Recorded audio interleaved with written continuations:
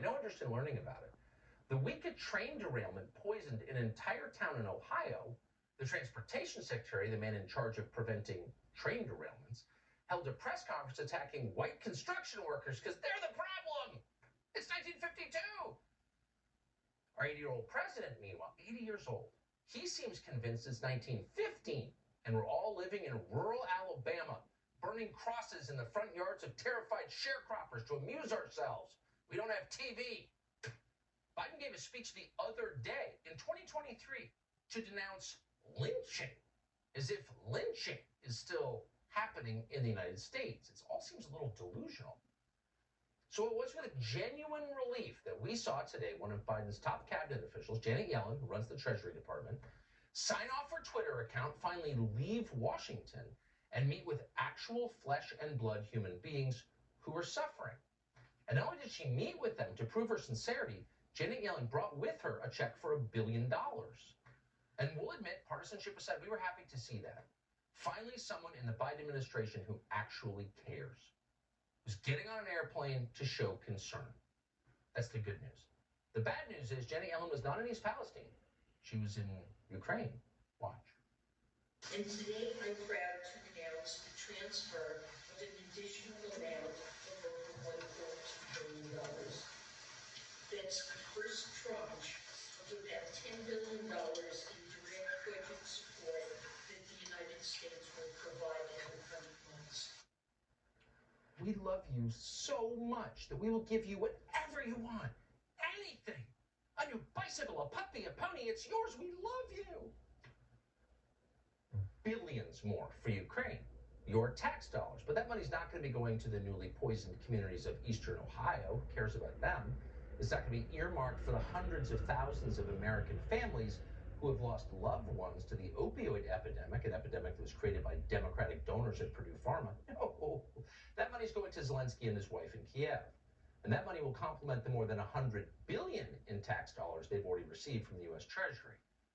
And you've got to think, as they watch this tonight, assuming there's still TV reception in East Palestine, the people who are stuck there are kicking themselves. If only they had paid Joe Biden's crackhead son $80 grand a month for a no-show job, Janet Yellen might be visiting them today.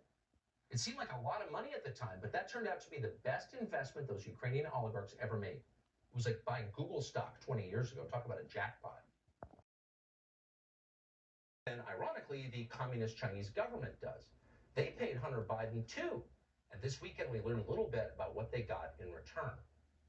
The Wall Street Journal reported the Biden administration has finally concluded that, yes, COVID was not naturally occurring. It didn't emerge organically from a pangolin, whatever that is, the wet market, whatever that is. No, the virus came from a Chinese military lab where it was created.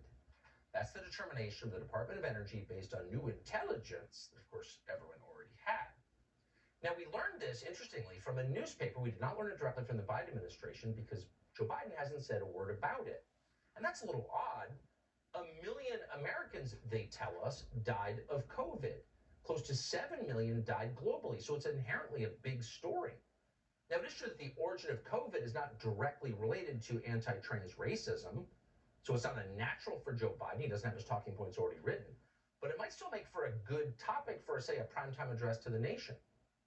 He might mention it to us. He might answer a few other questions while he's at it. For example, is Joe Biden still sending money to China for biotech research? The administration was actually doing that, sending cash to that same Wuhan lab as recently as last year. Are they still doing that? And bigger picture, have their views on China changed? Now they know that China is responsible for the deaths of almost 7 million people. Now we know China unleashed COVID on the world, intentionally or not, and then lied about it for sure, and then hid life-saving genetic information about the virus from the scientists who are trying to respond to COVID. Now we know all of that. Does Joe Biden still consider Vladimir Putin, he's so bad, the greatest threat to world peace and stability? It does seem like this story could overturn some of our previous assumptions. Well, Joe Biden's National Security Advisor, Jake Sullivan, went on CNN yesterday to answer precisely none of these questions. Instead, he told us, we're still not sure where it came from. Watch this. Share it with Congress, and we will share it with the American people. But right now, there is not a definitive answer that has emerged from the intelligence community on this question. We just can't say for sure where COVID came from. There's no consensus. debating it. Well, there's never a consensus in Washington about anything, particularly not with the intel agencies. They're lying. We know perfectly well where COVID came from. We've known this for years. In fact, one of the very first things we knew about COVID was that it was an engineered virus that escaped somehow, intentionally or not, from a Chinese military biolab in Wuhan. It was in early March of 2020, 3 full years ago, at the very beginning, that we did a long open on this show about the Chinese research paper whose authors later disappeared. Now, these Chinese scientific researchers scolded the Chinese government for the lax safety standards that they said allowed COVID to escape and infect the world. This was 3 years ago. Watch this.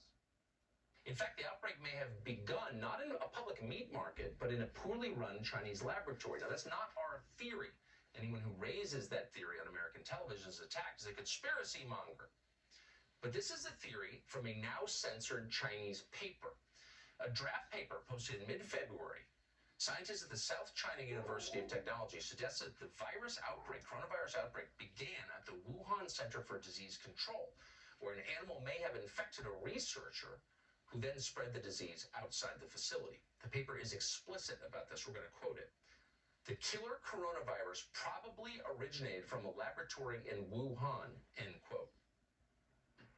So it's not like we did a lot of hard-hitting reporting with